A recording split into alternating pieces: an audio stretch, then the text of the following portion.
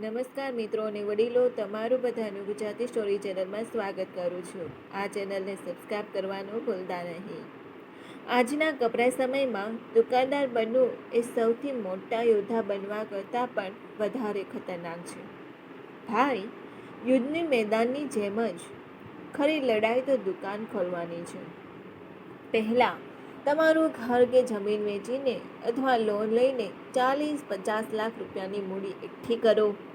જો તમે મૂડી ભેગી નથી કરી શકતા તો કોઈ વાંધો નહીં, બીજો થોડો ખાડા ટેકરાવાળો રસ્તો તૈયાર છે.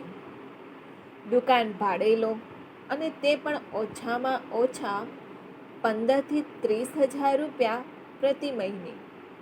મોટા વિસ્તારોમાં સરળતાથી 50,000 રૂપિયા સુધી.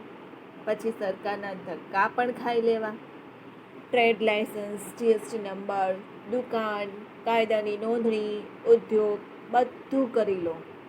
પરંતુ શું દુકાન તો ખાલી છે? હવે તને માલથી ભરો, સ્ટાફ રાખો અને પગાર આપો. લોકોને માલ વેચો.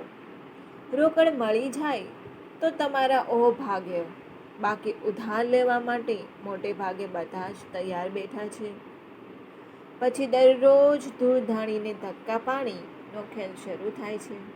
ભાઈ, તમે મને ક્યારે પૈસા આપશો? અરે સાહેબ, આવતા મહિને. બાળકની ફી બાકી છે, મને થોડો સમય આપો. સવારથી રાત સુધી દરરોજ માંડતા જ રહો, હિસાબ કરતા જાઓ. યુપીઆઈ, રોકડ, ઓનલાઈન, ક્રેડિટ, દરેક વસ્તુ માટે અલગ રેકોર્ડ. અકાઉન્ટર રાખજો, નહીંતર તમે મૂર્ખ બની જશો. બેંક સમાધાન, જીએસટી રિટર્ન, GSTR1 અને GSTR3B વિશે માસિક તણાવ. વર્ષ પૂરું થતાની સાથે જ CAને ફોન કરો, બેલેન્સ શીટ બનાવે, આવકવેરો, ઓડિટ અને ફરીથી હજારો રૂપિયા ગણો. અને સૌથી મજાની વાત તો એ છે કે જો તમે આખો દિવસ સ્વચ્છ કપડાં પહેરો છો તો પણ સરકારની નજરમાં તમે કરચોર અને કાળા નાણાં છો. જીએસટી નોટિસ, આવકવેરા, ચકાસણી, સર્વે, દરરોજ એક નવી ચિંતા.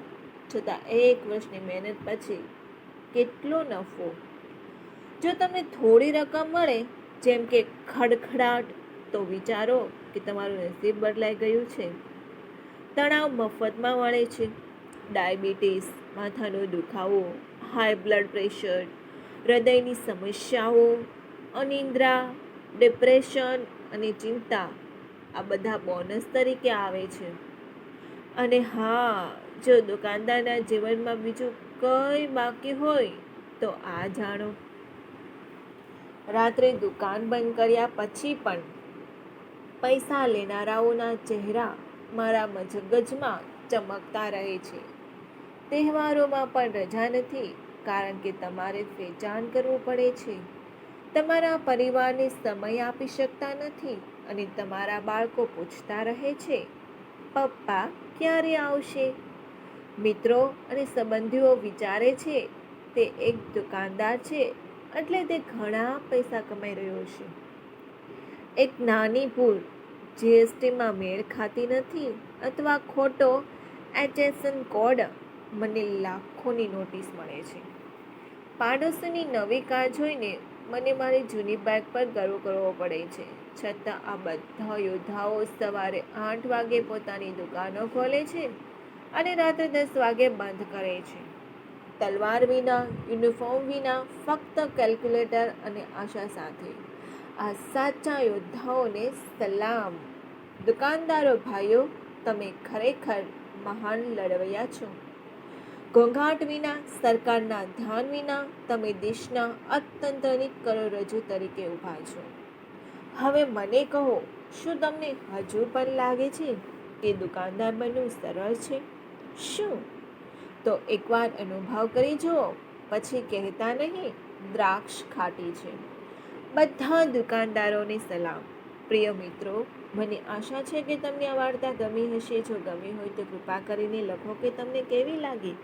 તમારા મિત્રો જોડે શેર જરૂર કરજો. સાંભળવા માટે તમારા બધાનો આભાર અને જય શ્રી કૃષ્ણ. ધન્યવાદ. ચેનલને સબસ્ક્રાઈબ કરવાનું